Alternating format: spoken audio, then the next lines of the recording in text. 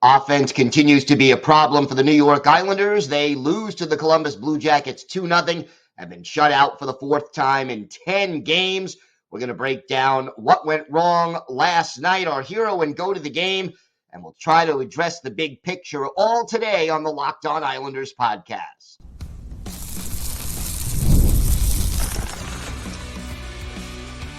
Your Locked On Islanders, your daily podcast on the New York Islanders. Part of the Locked On Podcast Network, your team every day. Welcome, everybody, to the Thursday edition of the Locked On Islanders podcast, part of the Locked On Podcast Network, your team every day.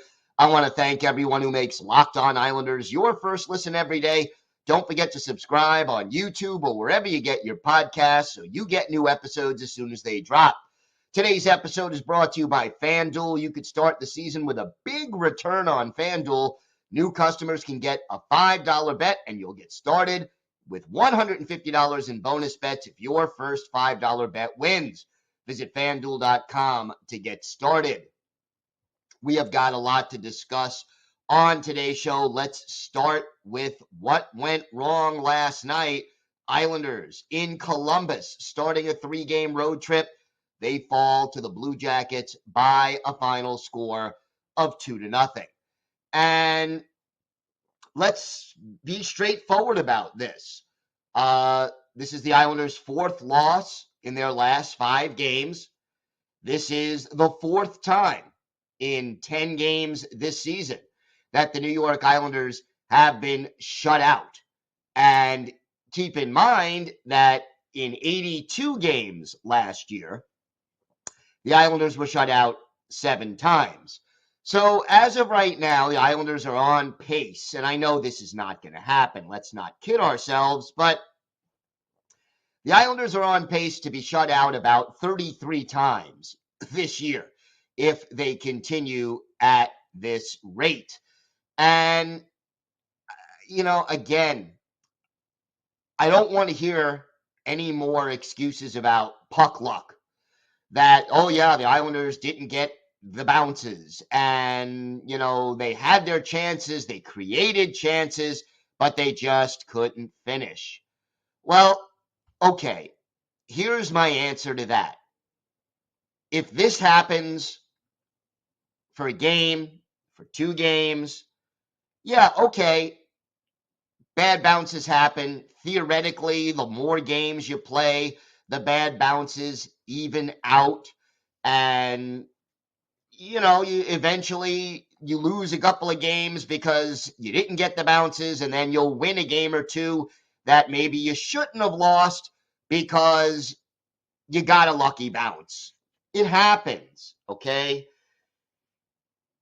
But when you've been shut out 4 times in 10 games, when the one constant is that this team can't finish. You're talking about more than just a bad bounce here or there. You're talking about a pattern. And look, against Anaheim Tuesday night, the Islanders had a lot of shots. Not a lot of high danger shots, but a lot of shots. A lot of opportunities. They attempted, 91 shots, I think it was, in that game. Got more than 40 shots on goal.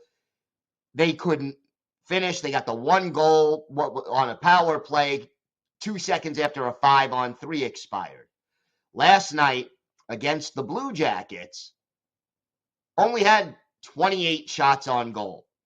And many of those came in the third period when it was kind of desperation time. Fine. You still, you didn't have a lot of attempted shots. It wasn't quite the same as what took place against Anaheim, but there were some quality opportunities. And again, this team just couldn't finish. And what we're seeing right now from Patrick Roy is sort of this desperation attempt to try to find a combination that will provide a little spark. And look, he started the game with Horvat, Siplikov, and Holmstrom as the top line. Nelson, Barzal, and Palmieri as the second line, Pajot, Lee, and Fashing as the third trio, and then Kyle McLean, Matt Martin, and Casey Cizikas as the fourth line. So your scratches were Engvall and Wahlstrom. Still no Alexander Romanov, but again, you're switching off who's dressing and who's not, and then you're mixing up the lines. And you know what? The net result was more or less the same. And, you've heard Patrick Roy say he hasn't been comfortable yet with the last two forwards on the roster. And yeah, I get it. But now what you've got is a bunch of interchangeable parts. Matt Martin, Kyle McLean, Hudson Fashing, Pierre Engvall, Oliver Wahlstrom, Casey Cizikas, Simon Holmstrom. What do these guys have in common? They're not producing offensively. And, Matt Martin, no points. Kyle McLean, no points in 10 games. Pierre Engvall, no points. Oliver Wahlstrom, no points. Casey Cizikas has 1 assist in 10 games. Simon Holmstrom has 2 assists in 10 games. At the end of the day, this team, which struggled to score last year, is still struggling to score. And, you look at the way the Blue Jackets, look, I give credit. Elvis Merzlikins played fine. He was solid. He made all 28 saves asked of him. How many of those would you say were spectacular saves? 3? He wasn't tested enough in this game, and maybe the Islanders had 4 or 5 shots from the high danger area, but for the most part, if you look at the shot chart, the vast majority of the shots were from the face-off circles wide and from the face-off circles and back. And when you only get 28 shots on goal, and let's say 23 of them are not high danger chances, the odds of you scoring, not particularly great. And again, this team, yeah, they miss Anthony Duclair. Here is a team that didn't have enough scoring. They bring in Duclair and Siplikov to try to fix that, and then they lose Duclair. And look, let's face it, Siplikov is still learning. But at the end of the day, this team, offensively, you've got 7 or 8 guys, and even more if you add like Julien Gauthier and Liam Foudy who are now down in Bridgeport, but who have played. You got 7 or 8 guys who make up the bottom 6 who are kind of not getting anything accomplished offensively. Nothing. Cizikas, Martin, McLean, Fashing, Engvall, Wahlstrom. None of these guys are producing anything at all offensively. And at the end of the day, this team simply needs to be better. And you can complain all you want about puck luck and bad bounces and we've had our chances. Eventually they're going to go in. Yeah, they are. But look at the other 31 teams in this league right now. The Islanders entered last night's game 31st in the league in goals scored. 31st with 21. They still have 21. That's 2.1 goals per game. We mentioned that the Islanders have now lost 4 of their last 5. Do you know how many goals they have in those 4 losses? 4. And 3 of them 3 of them came when they took the 3-0 lead against Florida and then gave up 6 unanswered goals. When you score 4 goals in 4 games, you should expect to be 1-3, 0-3-1, 0-4. That's what is going to happen when you cannot put the puck in the net. And then you add the fact that the power play is at 13%, that the penalty kill is at, only killing 62.5%, 37.5% of the time when the other team has a man advantage, the puck is going in the net. I mean, this team just isn't getting the job done. And, one of the good things that I love about working for the Locked On Podcast Network, we have a great bunch of hosts throughout this league. And, I work with these guys and women, and I'm friends with them, and it's great to talk hockey with them. And during the game, I was DMing a little bit with, the host of Locked On Blue Jackets, Jacob Foster. Jay's great. He covers the Blue Jackets exceptionally well. And, after the game, he basically said, I hate to say this to you, but the team is dull. I can't argue with him. I cannot argue with him. 4 shutouts in 10 games, not gonna get the job done. This team needs spark. They need a talent infusion. They need a change. And as of right now, it just doesn't seem like that is coming anytime soon. We've got a lot more to get to on today's show. We'll have our hero and GOAT of the game. We'll break down a little bit more of what went wrong and what went right. Plus, we'll take a look at the big picture. Where does this team stand? It is not time to give up on the season just yet. But, what has to happen to sort of change things around? We're going to answer one of your questions to address that issue. We've got all that and more coming up. And for our Islanders' birthday of the day, the very first Long Island native to play for the New York Islanders. Let's see if you can guess who that is. We've got all that and more coming up on today's Locked On Islanders podcast. Today's episode is brought to you by your friends at FanDuel. Get ready to tackle the NFL action with FanDuel, America's #1 sportsbook. Because right now, new customers can bet $5 and get $150 in bonus bets if you win.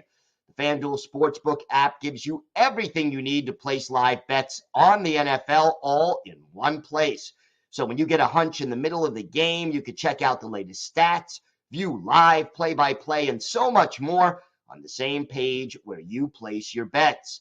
Islander fans, check out the odds as the Islanders head into Buffalo and try to break their losing streak on Friday. Get all the latest odds on FanDuel. Visit FanDuel.com to join today. Again, you'll get started with $150 in bonus bets if you win your first $5 bet.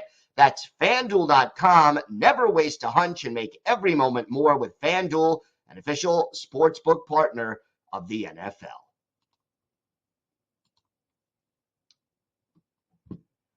I think the hero and GOAT of the game, the hero of the game is easy. And this, to me, was the highlight of the game for the New York Islanders. The hero of the game was Semyon Varlamov. Varley made 24 saves in the 25 shots he faced. That was a .960 save percentage. And yeah, he was tested intermittently. I'm not going to say, oh my gosh, they were peppering Varley with high danger shots, but he came up big whenever called upon. And he kept what increasingly looked like a fairly lethargic team in the game until the very, very end. And amazingly, and this is also something this team has done really well, no penalties for the Islanders in this game. So they didn't kill any penalties because they didn't take any penalties. So that was definitely an advantage. The power play was 0 for 1. I think they had one shot on goal on the power play. Again, nothing exciting there, but a really penalty-free kind of game. Casey Cizikas won all 5 of his faceoffs. Bo Horvat won 13 out of 16. So, again, Varley, to me, having a bounce-back game. He was the hero. The big concern that I had out there defensively, not a lot of block shots. You know who led the Islanders in block shots in this game with 2? Matt Martin. And he only played 9 minutes and 23 seconds of ice time. No defenseman had more than 1 block shot. You know, block shots, I think they need to do a little bit better job of doing that. As far as the shots on goal, Kyle Palmieri had 4. Bo Horvat and Brock Nelson had 3, and that was it. Nobody else had more than 2. And again, it just seems like the overall effort is not there. Go to the game, to me, it's got to be the offense. Just as a whole, this team did not put together enough offense. And it still, in my mind, comes back to getting into those dirty areas and working harder than the other team. And you know, Jack Capuano, when he was here, he always used to talk after the game, talk about getting those dirty goals, those greasy goals. And, you know, the Islanders, let's face it, they are not more talented than a lot of the teams they are playing. They do not have a lot of elite offensive talent on this team, elite goal-scoring offensive talent. They're not lacking it, but they don't have they don't have a Connor McDavid on this team, or a Leon Draisaitl, or an Austin Matthews, or a Nathan McKinnon. They don't have those, you know, postseason all-star type players. So you know what? You got to outwork the other guy. You got to get tips and rebounds and deflections, and you got to block more shots, and you got to set screens. You've got to do the dirty work that, you know, a blue-collar player is going to do, because that's what this team's identity was under Barry Trotz. We outwork you. We out-hit you. We forecheck you into submission. We are not easy to play against. Well, you know what? That's not this team's identity anymore. And right now, the identity seems to be, we can't put the puck in the net. We'll keep the game close, but we can't score. And to say that the frustration level is growing is an understatement. So the go to the game is the lack of offense. And I'll take it a step further and be more specific. It's the lack of willingness on this team to pay the price to get those greasy goals. I would almost rather see the Islanders called for goaltender interference once a game and take a penalty for it if it means that they'll get a goal or 2 a game as a result of doing that. But I'm not seeing that. And we haven't seen enough of it this year.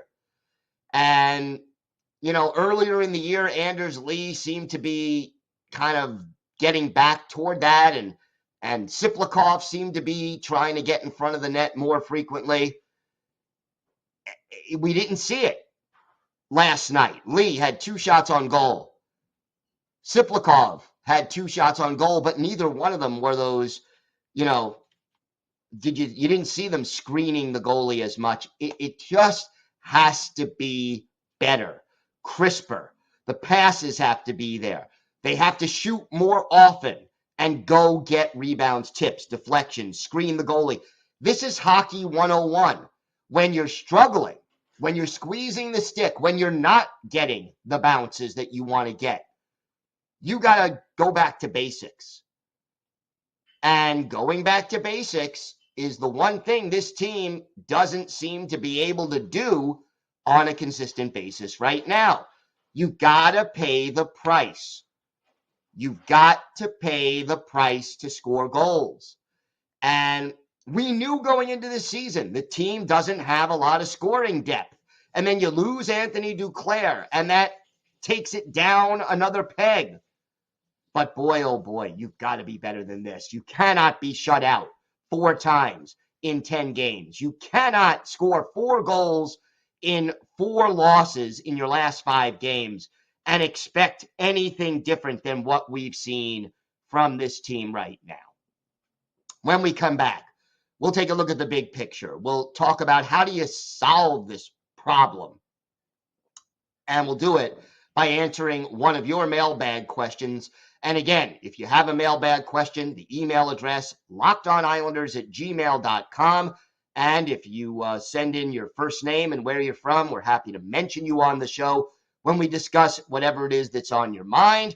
And don't forget, you could follow the show on X at Locked On Isles, and you could follow me, Gil Martin, on X at Ice Wars, NYR, VSNYI. We'll keep you up to date on all things Islanders all year long, and I am live tweeting during nearly every Islanders home and road game.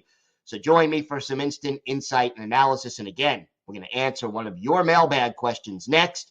All that and more coming up on today's Locked On Islanders podcast.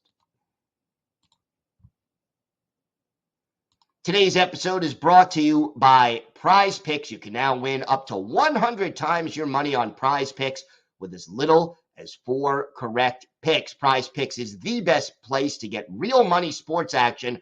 Join over 10 million users and sign up today. Prize Picks puts their members first, so all withdrawals are fast, safe, and secure. When my picks hit, I can get my money in as quick as 15 minutes. Sign up today, and you'll get $50 instantly when you play $5. You don't even need to win to receive the $50 bonus. It's guaranteed. Prize Picks also offers weekly promotions that could lead to big payouts like Taco Tuesday each Tuesday. Prize Picks discounts select player projections up to 25% to provide even more value for your lineups. So, download the app today. Use code LOCKEDONNHL to get $50 instantly after you play your first $5 lineup. Again, download the app. Use code LOCKEDONNHL. You'll get $50 instantly after you play your first $5 lineup. Prize Picks. Run your game.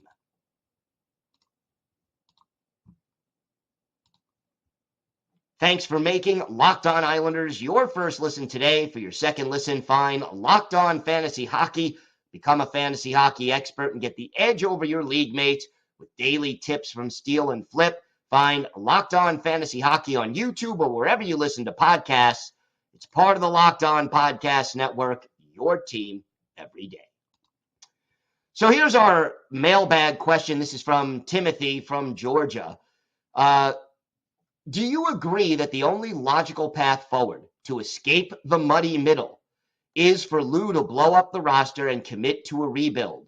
I would hate to lose guys like Barzal and Horvat, but we need to escape the muddy middle for a long-term plan to succeed. The bad contracts would no longer be a problem because it would bring us up to the salary cap floor while we rebuild. Do you think Lou would actually do this, or will it take another GM to pull the trigger? He is an Islanders fan since 1980 who still believes Mike Bossy is the greatest pure goal scorer in NHL history. Timothy, first of all, thank you so much for the question. And look, here's the deal. This team may not need a complete rebuild. This team probably could retool. You've got Sorokin, who keeps you in a lot of games that you probably shouldn't be in. And Varley, when he's playing well, can do the same.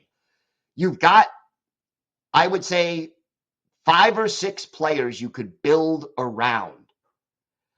But clearly, this team needs a change. And it's got to be a fundamental change. Because let's face it, here's what Lou Lamoriello has essentially done. This team has not won a playoff series in 3 years. They failed to make the playoffs in 2022. They lost in the first round in 2023 and lost in the first round in 2024. And what Lou Lamoriello has done each year since then is essentially bring back the same roster.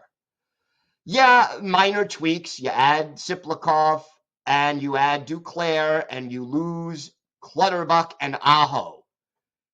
But essentially, this is the same team as last year and essentially almost the same team as the year before. And what Lou keeps doing is doubling down on this core to stay in the muddy middle. So I don't think this core, the way it's presently put together, can become an elite Stanley Cup winning team. But you can move some salary out. You can retool by either trading away or buying out 3 or 4 players and accumulating picks and prospects. And you may lose a year or two. But again, if you keep Sorokin and you keep Horvat and you keep Barzal, you will probably not be awful. You will not be San Jose Sharks from last year bad, where your goal differential is minus 100 and you're out of the playoffs by Thanksgiving. That is unlikely to happen the way this team is put together. But what this team needs is a change in chemistry, a change in philosophy. They need, as everydayers have heard me say, to get younger, faster, and more skilled. And they've got to get out of the muddy middle. And no, Timothy, I don't think Lou is willing to do it. He has said, I don't believe in rebuilding. I want to try to win every year. And that's wonderful in theory. But eventually, when you haven't won a playoff series in 3 years, bringing back the same group of guys each year with 1 or 2 little changes is the definition of insanity. Doing the same thing over and over and hoping for a different result. At some point, the organization, and this ultimately rests on the owners, they have to say, you know what? This plan has maxed out. It's not working. The players on the roster are only getting older, and they're not necessarily getting a lot better. So at some point, you have to cut your losses. And if it means rebuilding and losing for a year or two, I think the fans would be willing to go along with that if you give them hope for the future, whether that's Cole Iserman, whether that's Alex Jeffries, whether that's guys that you get in trades or in the draft in the future, and they're coming. Look, compare the Islanders to Columbus. The Blue Jackets have a better record right now than the Islanders. Are they more talented top to bottom? Probably not. But the Blue Jackets have hope. They have young players who they can build around so that if you're objectively looking at the Columbus Blue Jackets, they will likely be better in 2 years than they are now. Can you say the same thing about the New York Islanders? And even if the answer is yes, they're not going to be a lot better because in 2 years, the guys on this roster, many of whom are on the wrong side of 30, will be even older and slowing down even more. And that's just not going to give this team hope. We're seeing attendance falling. We're seeing the fans that do show up booing more frequently. The Islanders need to do something. And I don't think Lou is going to be the one who does what needs to be done. So, Timothy, again, thank you for the question. Time now for our Islanders birthday of the day. This is not a gimme, but a pretty easy one. But basically, Wednesday was the 69th birthday of former Islanders forward Richie Hansen, the Northport, New York native, drafted by Bill Torrey and the Islanders in the 7th round in 1975. Made his NHL debut with the Isles in 76-77. Spent parts of 3 seasons with the Isles, later played 2 games for the Blues. but only played 20 career NHL games, 18 of them with the Islanders, had 2 goals, 10 points, and 4 penalty minutes, 2 goals and 6 of those assists, so 8 of those points came with the Islanders. His first goal in the NHL was so memorable. February 3rd, 1977, at the Nassau Coliseum, the Rangers with Gil Martin in net with the great lion mask, Chico Resch in goal for the Islanders, and the Northport native, the first Long Islander to wear an Islanders sweater, got his first career NHL goal at the end of this game, halfway through the third period. Richie Hansen, his first from Gary Howitt, that made the score 6-3 Islanders for Richie Hansen. He had a goal. It came on one of his 3 shots, and Chico Resch making 30 saves to earn the win. Islanders beat the Rangers by the score of 6-3. Dennis Potvin, a goal and 3 assists. Ironically, Richie Hansen, because when he was growing up, there were no New York Islanders, he grew up a Rangers fan. So figure that one out. But Richie Hansen is our Islanders' birthday of the day. I want to thank everyone who makes Locked On Islanders your first listen every day. Everydayers, tomorrow we are back. We'll preview both of this weekend's games. Friday's game in Buffalo, Sunday afternoon at the New York Rangers. Make sure you join us for that. Until then, have a great day, everybody. Stay safe. And of course, let's go Islanders.